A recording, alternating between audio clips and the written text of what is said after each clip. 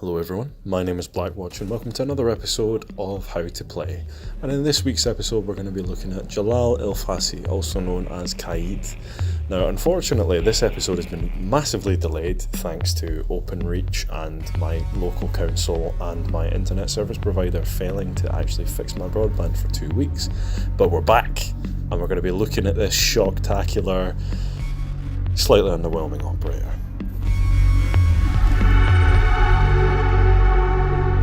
So, Kaid is a 3-armour, 1-speed operator on the defending side, and he was introduced during Wind Bastion. That was year 3, season 4, and it was a bit of a boring season actually. Didn't like it very much, and I didn't like him very much because when he was first released, his TCSG 12 shotgun was bugged to all hell on console, and of course I'm an Xbox lover. And when we fired a single shot from that thing, you're already aiming at the ceiling, and it was totally broken. But now he's been fixed and his damage has been buffed on the AUG, so he's a bit more compelling of a choice now. But he is a member of the GIGR Moroccan CTU, and he is the commander of that particular CTU and the owner of the fortress that he lives in and the map that was introduced in Wind Bastion. So you're playing in his house and you should be a good house guest and realise that Fortress is not as bad as people try to make it out. He has access to 2 primary weapons. It's the Steyr AUG A3, and that's an SMG. It's actually more of a carbine. It's very similar to the AUG that you see on IQ. It has a similar-ish recoil pattern, if a little bit more accurate. The damage is a lot lower. The rate of fire is quite slow. It's fine. I mean, it's very average as a gun, and that's all I can really say about it. It used to be comfortably below average. It was pretty bad, but they buffed the damage a little bit, so it's not as terrible as it was, but it's still a very weak, slow firing weapon, and it's definitely not going to make you feel like you're enjoying playing him based on his gunplay. His other weapon is the TCSG 12 shotgun that I mentioned. This is a slug shotgun, much like Vigil's, I've forgotten the name of that now. Had some weird prototype name, didn't it? The Boss G, that was it, BOSG 12. So it's like that in the sense that it has slugs, and so it's a single shot rather than a spread with pellets. But it is a little bit better because it's not just a break action 2-round thing. It is multiple rounds in a magazine, and it can take an ACOG. So on the surface level, this looks like a beast. But in practical application, for me at least, I don't really like it that much because I think the shot recoil is just a little bit too strong. Just a little bit. I mean, a hair too strong for me. But that's only because I prefer the stability of the AUG. And your other option on the secondary side of things is the 44 mag semi-auto. This is a pistol that was so disgustingly OP when it was first released. It had the cleanest optic in the game. It was an ACOG style optic, and it was integrated into the weapon, and the recoil was almost non-existent whilst the damage was close to Deagle levels. It was far too strong, and so it got nerfed, and it has a lot more recoil now and slightly less damage. But it's still not bad. For a pistol, it's alright. If you can get those accurate shots and you pace them, it's a bit of a beast. His gadgets, or secondary gadgets rather, are barbed wire and impacts. For me, I would usually take barbed wire because it synergizes well with his primary gadget, which we'll talk about. But if you want to bring impacts for some sites, that's also understandable. The likes of the Oregon basement work quite well with impacts because it lets you take out the wall above that hatch, which denies them from tricking it by putting an exothermic charge on that wall and crouching, which is enough to take out the hatch.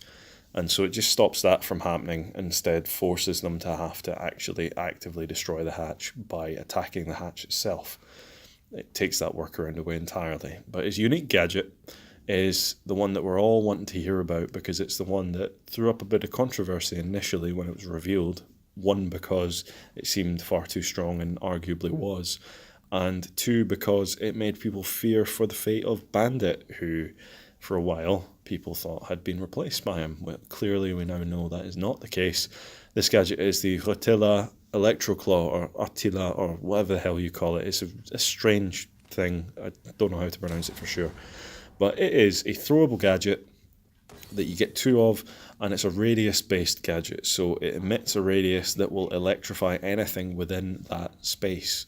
So it's not like Bandit where it's specifically attached to one object, it's instead emitting an electric field that is picked up by gadgets within its radius. So that is walls, that is hatches, that is barbed wire.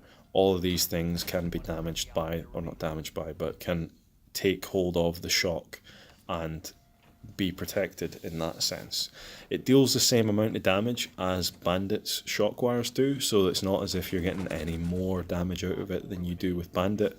But unlike Bandit, if you have a very small set of walls that have tiny reinforcements, you can then use it to deal with all 3, with a single charge, rather than the likes of Bandit having to use all 3 batteries on the one section of the wall. Kira's just come into my workplace's room. Hello.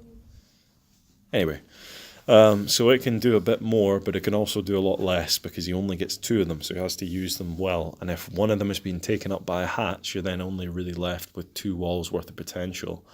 And you've got to choose wisely in that sense, especially if you throw the thing up to the hatch early, because if it's there and then you decide you don't want it there, unless you're lucky enough to be on the likes of Oregon and playing in the basement, which seems to be an example in almost all of my videos, where you can stand up on the sink and actually pull it off the ceiling. You're left with your choice, and you have to live with your choice because you don't have arms long enough to just pluck that thing back off of the wall that you've stuck it on or the ceiling panel you've stuck it on. But it has a 4-second charge time, unlike Bandit's thing, which activates the moment he finishes the animation. Kaid's thing is thrown and stuck to the surface and then charges itself up for 4 seconds before it starts electrifying the surface it's attached to. So it does take a little bit longer, and so tricking is more difficult with him. But his strengths are his versatility through his gadget, his unpredictability through his gadget, his hatch-based defenses, which were only made possible by him, which is the big thing about him, and the fact that he has quite a handy sidearm. But his weaknesses, which are unfortunately a bit more plentiful: he's slow, which is always an inherent downside for any character in this game. He has a very average weapon suite overall. His gadget is very difficult to trick with because of that charge time and because of the fact that it's vulnerable whilst charging. He's a one and done on some surfaces, and you can't take it away because of the fact that it can be out of reach. And outside of the strength of his gadget, he just does not compare to his number 1 competitor, and that's Bandit. He just brings so much to the table, and it's hard to compete with that as a result. If you're trying to pick between Bandit and Kaid, you got the choice of one of the best guns in the game in terms of DPS with pretty good accuracy and a pistol which will do the job, or you've got a very, very average SMG and a slightly unwieldy shotgun with a pistol that has way too much recoil, and you're also slow.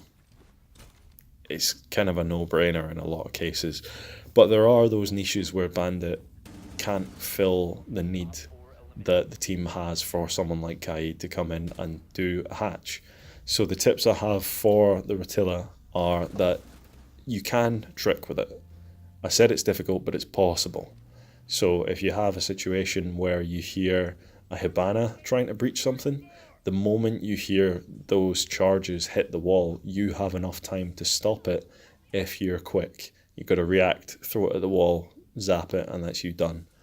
You can also actually trick against thermite or deal with a thermite breach whilst it's happening, as long as you hear him pull the breaching charge out from his backpack. You can hear it as a sort of zip type sound when he pulls it out, and if you hear that, that will still give you enough time to get the charge down and destroy it before it's fully detonated. The issue then comes when a Thatcher is involved, because Thatcher can pretty much hard counter Kaid, because once his thing is on that surface, it's fully vulnerable and he can't pull it off, he can't save it, unlike Bandit, who has it protected until it starts to work, and that's the advantage that Bandit has. If Bandit wants to put down a battery, it's only going to receive damage the moment it then starts dealing damage. whereas Kaid's gadget is dead from the start if it's done properly. So if you want a trick, listen out for EMPs trickling on the ground and for them detonating. Also listen out for thermite pulling out those charges and things, and just try and do your best. If you're in Oregon on that particular site, you can stand on top of the sink and just throw it down and pick it up at your discretion. If you hear that EMP go down and your thing is attached to the ceiling, pull it away because you'll lose it otherwise. You need to be careful with that. He works better when you're able to predict things. So if you know that a breach is going to come and the EMPs have already gone down and you've not denied it already, then that's your opportunity to throw. But it's obviously going to be a guessing game if you're dealing with a wall that's got more than two. But if it does have two, you have a slight advantage over Bandit in that if you pick wrong with Bandit, they can still get a wall open, whereas if you're doing it with Kaid, you're always going to get it because you're throwing it in the one place and it's sorting out the one place.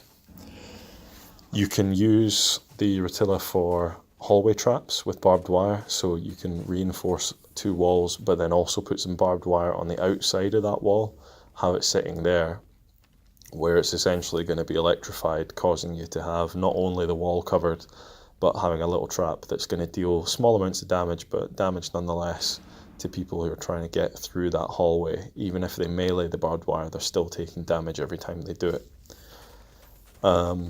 There's a few safe zones on the walls, and this comes through with his potential to counter Maverick. When you're playing against a mute or a bandit as Maverick, you know exactly where the gadget's going to be in terms of the the vertical plane of the wall. You know it's going to be on the floor. Whereas when you're playing against Kaid, it could be all sorts of places, and the different unpredictable elevations and positionings of the Rotilla make it a lot more difficult to pin down for a Maverick if he's playing as the main electronics denial operator. Whereas if you've got a Thatcher, you're still kind of easy done because it's difficult to put it in places where it's not vulnerable from the EMP. But if you get it high enough and it's still within the radius, you can sometimes get away with it. If it's been rolled at the right position, it's just outside of the radius of that gadget, but it is very unlikely. So don't rely on this as a safe zone type thing. Try to anchor, but anchor fluidly. Move around the room so that you can be in different places, and keep an ear out for Maverick. You have a lot of players who play denial operators who feel like once they've got their gadget down and they've got the wall reinforced that they're completely impenetrable and impervious to damage. Maverick can and will do something when you're not looking and then take you out. So try and rotate between the walls and just keep an eye on them. And if you can, to make it a little bit easier to counter them, go on the other side of the wall to reinforce it so that you're not looking at a big grey reinforcement getting more grey things put into it by his torch, but instead you're looking at a clean wall or a wooden wall that's suddenly turning dark because someone's burned a hole in it. That's a lot easier to identify than the latter, so consider doing that. And lastly, when you're playing as Kaid on these sites and you're moving around, use the 44 for range, but make sure you pace yourself because it's not an easy gun to control, and if you don't take that into consideration, you'll fire that first shot and you fire the second one before it's returned to standard, you'll end up missing, especially if you're taking precision shots like the one that I show off when I'm playing on the stage in Oregon. So guys, this is pretty much all I have to say about Kaid. I do like him, but I just don't like him that much. I have a lot more fun with him now since they buffed his AUG than I did beforehand. But when I have to pick between Bandit and Kaid, unless I'm on that site that I can actively trick on, which is the laundry room in Oregon, as we always talk about, I would rather pick Bandit because I just feel like I get a little bit more out of him with a better gun, with better speed, and with the opportunity to bring a nitro cell rather than the weaker of the two explosive gadgets. So guys, I hope you enjoy playing Kaid, and sorry for being so negative about him, but you just got to be upfront sometimes because sometimes people need to reintroduce a third Electro Claw. Take care, have a nice weekend, and I'll see you in the next one. Do svidania, bye bye.